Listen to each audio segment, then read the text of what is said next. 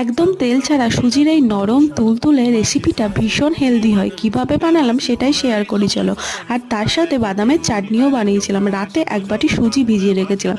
সারা রাত ভেজার পর ওটাকে গ্রাইন্ডারে গ্রাইন্ড করে নিয়ে ওখানে সামান্য নুন আর 100 গ্রাম মতো দই দিয়ে ভালো করে ফাটিয়ে নিয়ে ওখানেই 1 প্যাকেট ইনো দিয়ে সামান্য জল দিয়ে রিয়াকশান করিয়ে ওটাকে ভালো করে আবারও মিশিয়ে নেব। এরপরে একদম তেল ছাড়া কড়াইকে গরম করে নিয়ে ওখানে বেটার দিয়ে ভালোভাবে এইভাবে ঘুরিয়ে নিয়ে রুটির মতো করে দুপাশটা চেকে নিয়ে ভালো করে বানিয়ে নেব সুজির এই নরম তুলতুলে হেলদি রেসিপিটা। আর বাদামের চাটনিটা কিভাবে বানালাম সেটা বলি চলো। প্রথমে কড়াইতে নুন দিয়ে সেখানে বাদাম, টমেটো আর কাঁচা লঙ্কা আর 1 চামচ মতো তিল দিয়েছিলাম। তারপর ওটাকে ঢেকে ভালো করে সেদ্ধ করে নিয়ে ওটাকেও গ্রাইন্ডারে গ্রাইন্ড করে নিয়ে তেলে জোয়ান, শুকনো লঙ্কা আর কারি পাতা ফোড়ন দিয়ে সেটাকেই চাটনির ওপর দিয়ে দিলে চাটনি রেডি। হেলদি রেসিপিটা অবশ্যই ট্রাই করো আর ভিডিও কেমন হয়েছে অবশ্যই জানিও।